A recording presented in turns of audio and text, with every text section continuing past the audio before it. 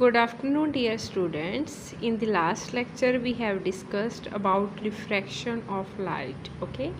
In this lecture, we will discuss about terms related to the curved mirrors. जैसे plane mirror होता है ना, उसी तरह से बच्चे स्फेरिकल मिरर्स भी होते हैं। कौन से मिरर होते हैं? Spherical mirrors. स्फेरिकल मिरर क्या होते हैं कि स्फीयर का हम एक पोर्शन ले लेते हैं। देखो मिरर बनता कैसे है, अगर हम ग्लास लें और उसकी एक साइड हम पेंट कर दें तो वो हमारे पास मिरर बन जाता है।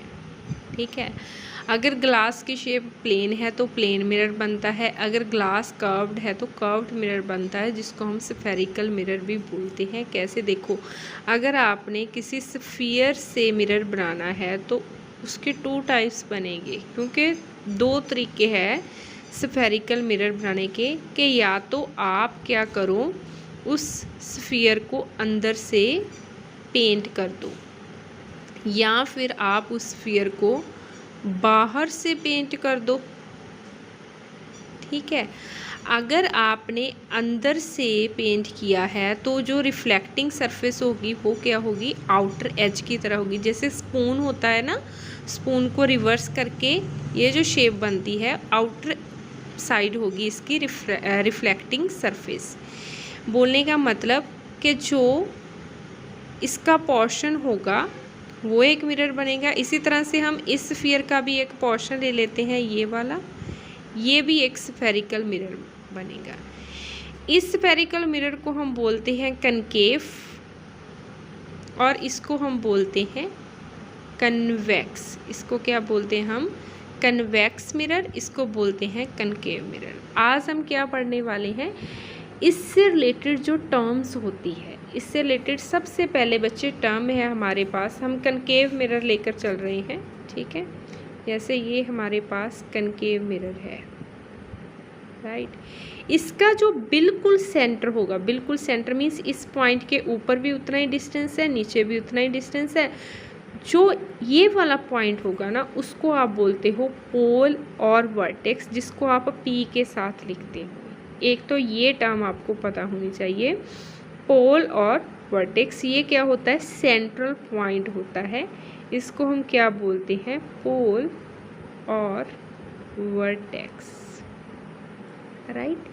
सेकंड टर्म बच्चे जो आपको पता होनी चाहिए वो है सेंटर ऑफ कर्वेचर। क्या?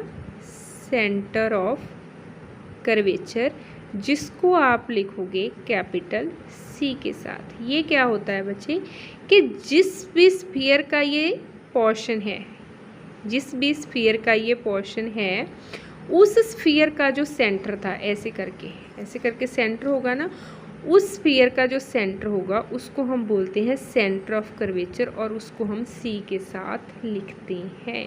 क्लियर? कि सेंटर ऑफ कर्वेचर क्या होता है? जिस स्फीयर का वो मिरर पोर्शन होगा, उस स्फीयर का जो सेंटर है उसको ही हम सेंटर ऑफ कर्वेचर बोलते हैं, और उसको हम कैपिटल सी के साथ लिख लेते हैं, राइट। उसके बाद बच्चे जो नेक्स्ट टर्म है वो है रेडियस ऑफ कर्वेचर। क्या है? रेडियस ऑफ कर्वेचर, जिसको आपने लिखना है कैपिटल आर के साथ। ये रेडियस है, देखो ये वाला रेडियस होगा ना इस सर्कल का, ये जो रेडियस है ना पी सी, इसको आप लिख सकते हो कैपिटल आर। इसको क्या बोलना आपने? Radius of curvature. Radius of curvature. Again ये क्या होता है कि उसी स्फीयर का ही रेडियस होता है जिसका मिरर पार्ट होता है। स्फेरिकल मिरर या कर्व्ड मिरर क्या होता है? स्फीयर का एक पार्ट होता है। जिस स्फीयर का पार्ट होता है उस स्फीयर का रेडियस कितना है उसको हम बोलते हैं रेडियस ऑफ कर्वेचर, और उसको हम कैपिटल आर के साथ लिखते हैं। नेक्स्ट टर्म जो आपको पता होनी चाहिए बच्चे वो है प्रिंसिपल एक्सिस। प्रिंसिपल एक्सिस, देखो प्रिंसिपल एक्सिस होती है बच्चे वो एक्सिस जो पास कर जाए पोल को भी और सेंटर ऑफ कर्वेचर को भी, उसको हम बोलते हैं प्रिंसिपल एक्सिस। बोलने का मतलब ये वाली जो एक्सिस है, ये वाली जो लाइन है, उसको ही आपने बोलना है principal axis. Principal axis. Principal axis क्या होती है?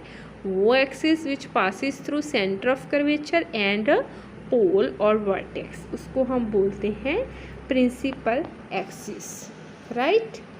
उसके बाद आता है बच्चे ये सभी टर्म्स, अब देखो हमने 4 टर्म्स करी है, कौन कौन सी? पोल, सेंटर ऑफ कर्वेचर, उसके बाद रेडियस ऑफ कर्वेचर और प्रिंसिपल एक्सिस।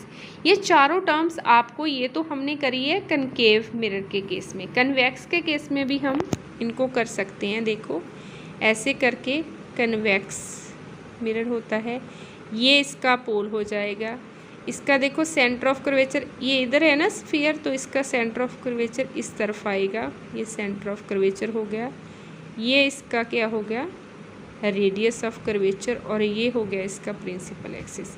ये कन्वेक्स मिरर के केस में हो जाएगा और ये हमारा कनकेव मिरर के केस में हो जाएगा। क्लियर? ये चारों टर्म्स आपको क्लियर हो गई, राइट। उसके बाद है हमारे पास बहुत इंपॉर्टेंट टर्म, वो है प्रिंसिपल फोकस। क्या है? Principal focus, right. Principal focus बच्चे पता क्या होता है, जैसे ये कनकेव मिरर है, राइट। इस पे मैंने ये मान लो इसकी प्रिंसिपल एक्सिस है, ये पोल होगा, ये सेंटर ऑफ कर्वेचर होगा। इस पे मैंने अगर पैरेलल बीम ऑफ लाइट इस पे मैं फॉल करूँ, पैरेलल रे मैंने इस पे इंसिडेंट कर दी, तो वो क्या होगी? रिफ्लेक्ट बैक होगी। ऐसे करके ये रे इस पे इंसिडेंट की, रिफ्लेक्ट हो गई, ये रे ऐसे करके रिफ्लेक्ट हो गई। इसी तरह से अगर मैंने एक और रे डाली तो ऐसे करके ये क्या हो जाएगी? रिफ्लेक्ट बैक हो जाएगी, रिफ्लेक्शन हो जाएगी ना लाइट की। अब देखो जो रिफ्लेक्टेड रे है वो एक पॉइंट पे मीट कर रही है, ठीक है। आफ्टर रिफ्लेक्शन जो रिफ्लेक्टेड रे एक पॉइंट पे मीट कर रही है, उस पॉइंट को आपने बोलना है प्रिंसिपल फोकस, जिसको आपने लिखना है कैपिटल F के साथ। क्लियर? कि प्रिंसिपल फोकस वो होता है जिस पे जो रेज है वो आफ्टर रिफ्लेक्शन क्या होती है? आफ्टर रिफ्लेक्शन क्या होती है? कलेक्ट होती है, ठीक है, फोकस करती है उस पॉइंट पे, या फिर उस पॉइंट पे आ जाती है, लेकिन ये भी हो सकता है कि उस पॉइंट से आ रही अपीयर हो। जैसे देखो इस पॉइंट पे तो मीट कर रही है ना, सच में मीट कर रही है रेस। अगर हम कनकेव की बात थी, अगर हम कन्वेक्स लेना, ऐसे करके कन्वेक्स मिरर होता है, ये प्रिंसिपल एक्सिस होगी। फॉर एग्जांपल मैंने रे डाली ऐसे करके, तो ये रे ऐसे रिफ्लेक्ट होगी, राइट। एक रे और डाली, ये ऐसे रिफ्लेक्ट होगी। एक रे और डाली, ये ऐसे रिफ्लेक्ट होगी। एक रे और डाली, ये ऐसे रिफ्लेक्ट होगी। अब देखो इस केस में तो ये मीट ही नहीं हुई, जैसे इस पॉइंट पे तो मीट हो रही थी रिफ्लेक्टेड रेस, तो जिस पॉइंट पे मीट हो रही थी उसको हमने फोकस बोल दिया। इस पॉइंट पे मीट नहीं हो रही, लेकिन ऐसा लग रहा है, ऐसा अपीयर हो रहा है कि सभी रेस इस पॉइंट से आ रही है, तो ऐसा अपीयर हो रहा है जिस पॉइंट से आ रही, तो उस पॉइंट को हम बोलेंगे कन्वेक्स मिरर के केस में प्रिंसिपल फोकस, राइट। उसके बाद है बच्चे term focal plane. Focal plane क्या होता है? जो परपेंडिकुलर हो प्रिंसिपल एक्सिस के। ऐसे ये प्रिंसिपल एक्सिस है, इसके जो परपेंडिकुलर प्लेन है उसको आपने बोलना है फोकल प्लेन, राइट। उसके बाद बच्चे नेक्स्ट टर्म है आपके पास फोकल लेंथ। फोकल लेंथ जिसको आपने स्मॉल f के साथ लिखना है, इसमें कंफ्यूज नहीं होना। प्रिंसिपल फोकस को आपने कैपिटल F के साथ ही लिखना है, लेकिन जो फोकल लेंथ है उसको आपने स्मॉल f के साथ लिखना है। ये क्या होती है? P और F के बीच जो डिस्टेंस होता है उसको हम बोलते हैं focal length. It is the distance between pole and focus. उसके बाद है लास्ट टर्म हमारे पास अपर्चर। अपर्चर क्या होता है बच्चे?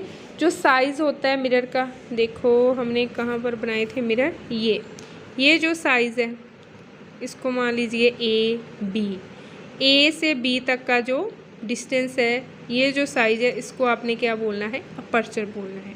Okay students, you have to revise all this terms related to the curved mirrors. You should know what is the center of curvature, what is the pole, what is the radius of curvature, principal axis, principal focus, focal length, focal plane, okay, and aperture. Okay, thank you, have a nice day.